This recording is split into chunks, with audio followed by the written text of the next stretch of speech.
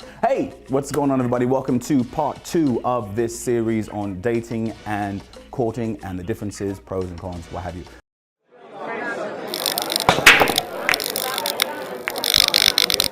So I'm just going to dig right in and we're going to go into courtship. Like I said, don't forget to like and subscribe if you have questions, concerns, comments. If you disagree with me completely, there's a little thing on the bottom there and maybe I'll find it and I will address your question on the show. So let's say you've made it. You've taken that next step and you and your mate have made the decision to become mutually exclusive, both going from dating into courting. What is courtship? It's when a man is looking to win a woman's favor. Remember Aladdin and like the horse was riding in and they were like, who is that going into castle? Another suitor for the princess. The word itself is basically when you're out of the dating phase or maybe just sick of it and you're into a more serious place in life, seeking a stable relationship with one individual. Courtship can be fun. It's not a long, drawn-out, arduous process, nor it shouldn't be. This is a relationship that's gone to the next level, a man who will eventually come to a place in his heart during his courtship that he decides he wants to marry this woman. Here's where we get into the idea of what is called an expected end, and you always hear me talking about knowing what you want, knowing where you decide you want to go. Couples who are courting have an expected end beyond coitus, because let's be honest, when you get into a situation where you're going to get married, sometimes you're not going to have sex. It's not just about the coitus, it's about being there for the other person indefinitely. This is your road dog, your ace of spades, your I'm with you to the end of the line, like Bucky and Captain America. They continue to see one another for longer periods of time and made the decision to be more involved in each other's lives and have made this commitment to one another. They engage in the same sort of activities that dating couples do, but the courtship doesn't stop just after the first few dates, yeah? So typically, the majority of physical activities, such as coitus, is put on the back burner during the courtship in the interest of building priorities outside of a sexual connection. Like you hear women say all the time, you should love me for my mind, not just my body. I wish you was interested in me for who I am, as all I am to you is big booties. And that's the idea for coitus, not coitus. That's the idea for courtship, coitusship. That should be a word. That's the idea behind courtship, intentionally putting the physical distractions on the back burner and getting to know the person for who they are. Now, we know that you can't get to know someone overnight, especially in a month or two. It's going to take time to share wisdom with one another, to get to know this person during the stages of courtship, much like dating and taking your relationship to the next step. You should consider, maybe, getting to know someone in all 4 seasons of life. That means summer, spring, winter, and fall. I guarantee that you will know more about this person than you will in a shorter period of time if you decide to take your time learning about them. There's always so much to learn about one another, learn about each other's hearts, each other's minds, each other's dreams, each other's goals, and decide if you are really ready for courtship or if dating is just a thing you want to do. See, when you're dating, you don't have to worry about any of that. We're just hanging out. So where do the issues come in? You hear people say, I don't want to get married until I know everything about that person. And honestly, that's kind of a cop-out.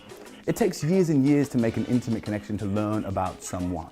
More often than not, we're afraid of commitment, afraid of connecting ourselves to one person for the rest of our lives because we fear things like divorce. I mean, look at that divorce rate. We fear things like separation. Nobody wants that to happen. I mean, if you really look at the vows that are connected with marriage, what you're honestly doing is surrendering yourself. Surrender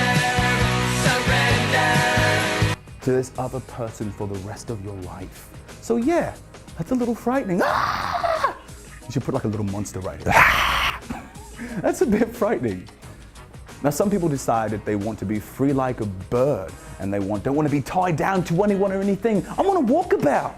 But the issue here comes in when we date and treat it like courtship. I require absolute commitment from you, but we're just dating. Or we court and treat it like it's dating. You're supposed to be giving me an absolute commitment, but you're out with all these other people. Facts. What we normally want is self-gratification, coitus, to copulate. And so our world is full of broken hearts, unwed mothers, unfulfilled men, broken-hearted children whose parents were sadly only just casually sexing around. However, there is an accountability that we all must face. Now, if you just want to date, as I said, that's understandable from the onset. I'm not saying that you should be 18 years old and just run off and get married, because we see oftentimes that doesn't work when you jump into emotionally serious situations that you're not emotionally ready for.